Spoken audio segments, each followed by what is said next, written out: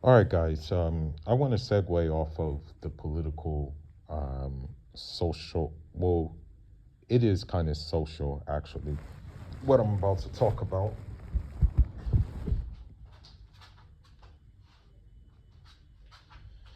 It is in a bit. It is a bit social because it relates to the relationship dynamics that a lot of us are going through, especially if you're in the West. You know. Um,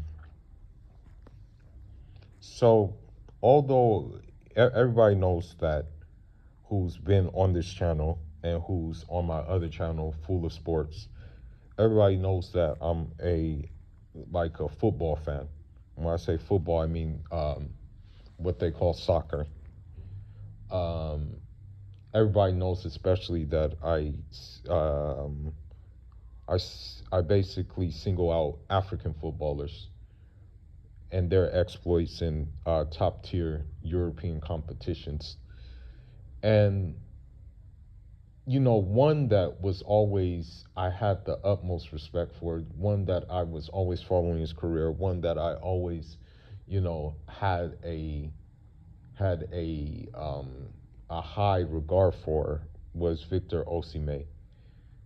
Um, the thing that I dislike about Victor Osimhen, um, the, the thing is that I just didn't like that he didn't go to England. That's my thing. He stayed in Turkey. And no disrespect to Turkey, Turkey is a farmers league. I'm just going to be honest with you.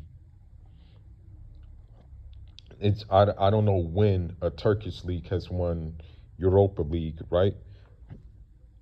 Or when they have won Champions League. Okay? I don't know when they have won that. It's been a while. For me, he should have went to Chelsea. I'm a Chelsea fan. I would have been happy if I would have saw him in any English team, okay, that was top tier, be it Liverpool, be it Arsenal, maybe not Arsenal, but be it Liverpool, Chelsea, or perhaps even Man City.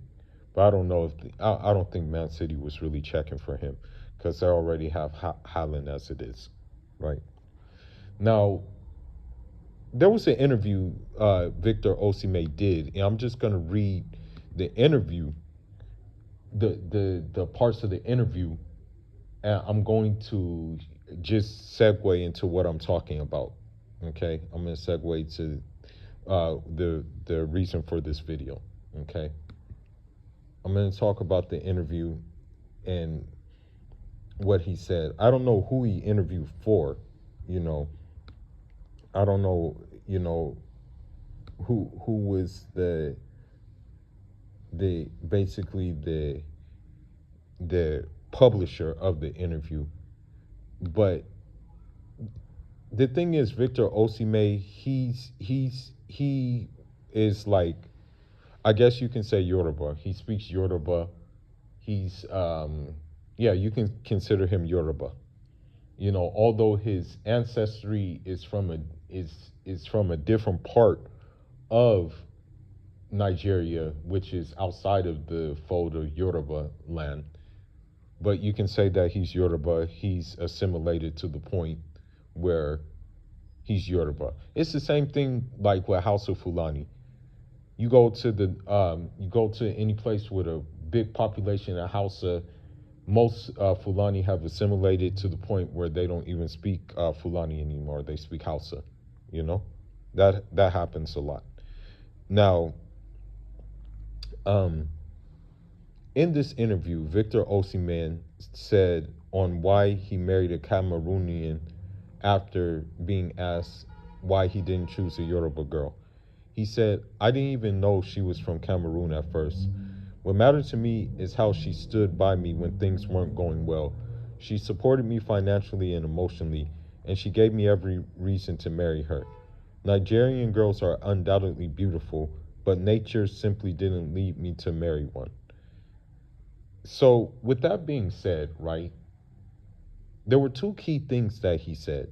She supported me financially and emotionally. But obviously, she saw the potential. She saw the hunger. She saw the drive of Osimhen to make something of himself, to get into a better situation. She saw that in him. She saw that fire in him. I'm going to be honest with you though. Many the majority of women today, especially those in the West, would not do this. That's the thing. They would not do this at all. They would be like, you're taking too long. They would be like, I can't go off of potential. I can't do this, that, and the other. You know, that's what they would say. That's the main thing you would hear from these women. You know what I mean? That's just the reality. I know it's a sad reality, but it's true.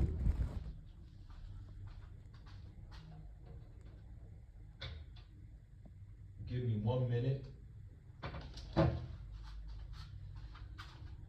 So you see this, you see that because he was going through a lot, man. He was going through many parts of having injuries, having all types of things going on. And so when you see the fact that he's able to um, basically weather through these storms because he had the key word emotional support. Now, granted, men are equipped to go through storms by themselves and things like that, but it's an asset when you have a woman who is willing to go through them with you. That's a big time asset. And I'm going to be honest, like for me, for me personally, she's not my type, you know what I mean? She's not really my type. Um, this is just the aesthetic that he likes. So I'm not gonna knock him for the aesthetic he chose. This is who he chose. More power to him. But the thing is that the fact of the matter that she was willing to give those things to him tells a lot about her character. Okay, this tells a lot about her character. Now, when it comes to the Islamic perspective, right? Um, uh, when the Prophet alayhi salatu salam, when the Prophet alayhi salatu salam had Khadijah, may Allah be more pleased with her, um, he even said alayhi salatu salam that Allah did not give him better than Khadijah. May Allah be more pleased with her.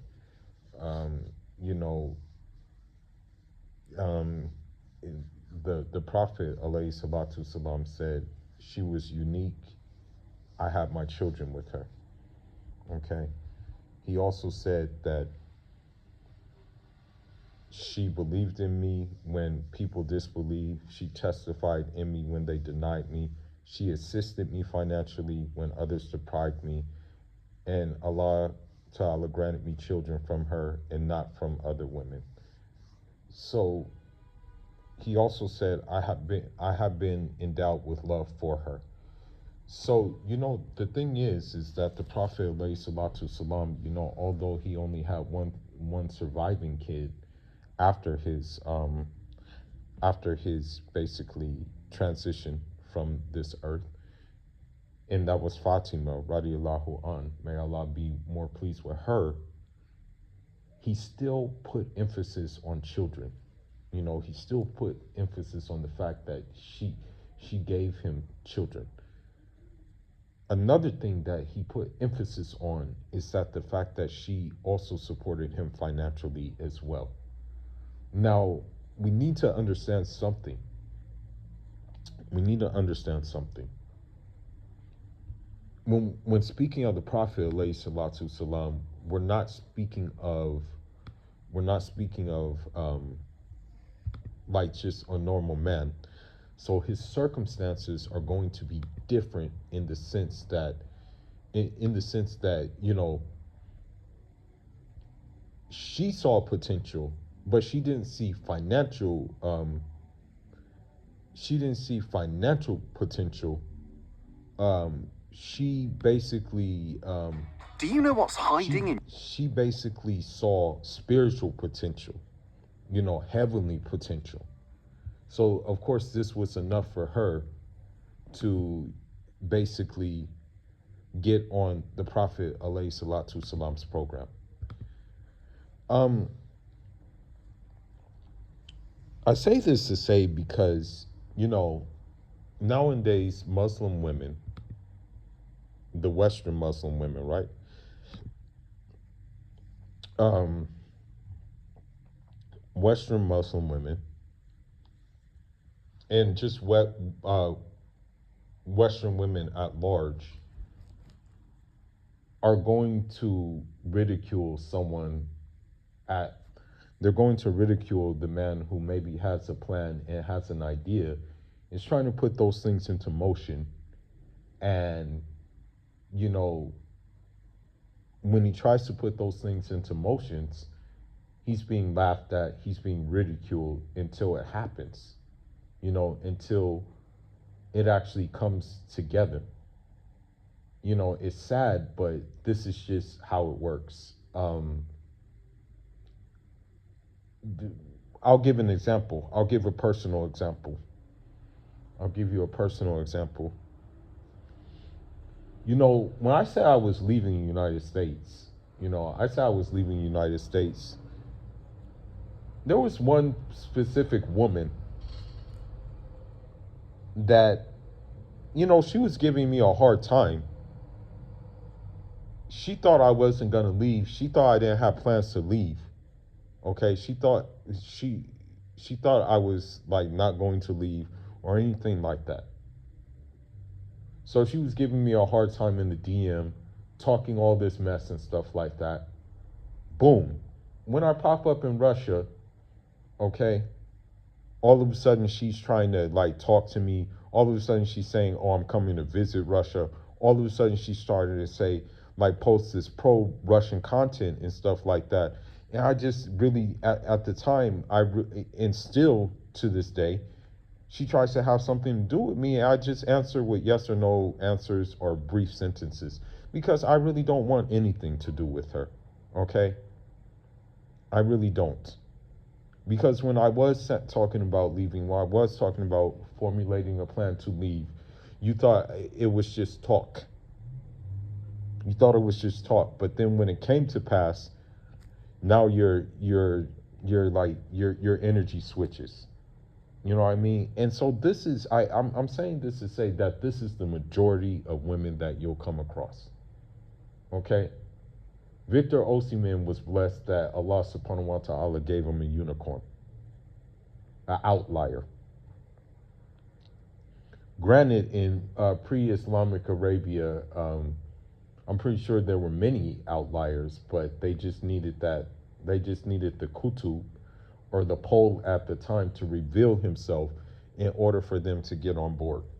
Okay. So, you know, this needs to be said. I'm just gonna say this. This really needs to be said. All right. This really needs to be said. Basically. Um,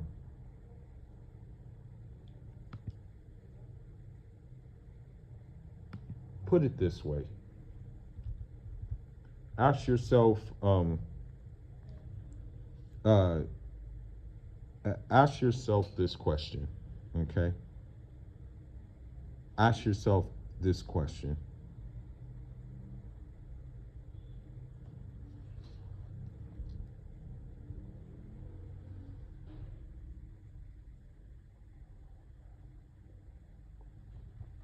Is that woman gonna, when you finally make it, right? Is that woman gonna be there when things are gonna be hard? Is she gonna weather the storm? Or is she gonna leave? You have to ask yourself these questions because I think the majority of them will leave. Khadija didn't leave though. May Allah be more pleased with him. Victor Osimhen's wife didn't leave. You understand? So this is what I'm saying.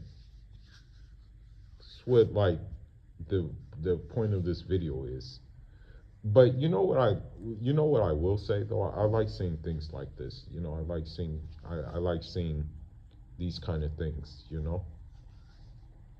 It makes me happy that these things still happen because I'm gonna be honest with you. We're so bombarded with bad news that it's hard to get good news. You feel me? And so this is why I'm very very happy to see this. That this dynamic still exists because you rarely hear about it. You know, and what I'm gonna get at, and I'm just gonna keep it. I'm just gonna keep it brief and end this video. Um, it doesn't just have to be her seeing potential in you with sports. It could be, for example, her seeing potential in you in something else, and just her having this belief that, yeah, this guy has something. This guy has something that, his aura is giving something that is going to be big, that's going to translate into big gains. That can be a thing. You know what I'm saying? That can be a thing. So, with this being said, I'm just going to end this video, um, and say that maybe I'll do a live, because when it comes to, for example, the the red pill content and things like that, I'm not going to say that they're adjacent or parallel. I'm not going to say that Islam and red pill is adjacent or parallel to each other. But you see that the Prophet Muhammad himself, upon him be peace, he even put emphasis on children. You know, he put emphasis on going like having kids. You feel me? Having his own kids. You understand? So for these women to say, like, for example, for especially Muslim women, and I'm gonna end this video on this. For Muslim women to say that kids are, you know, you should take on single moms and things like that who already have kids and don't want their own kids. You're basically going against the fitra and the sunnah of the Prophet Muhammad alayhi salatu salam. But with that being said, Fula signing out. Leave your thoughts, leave your comments. Unjaro.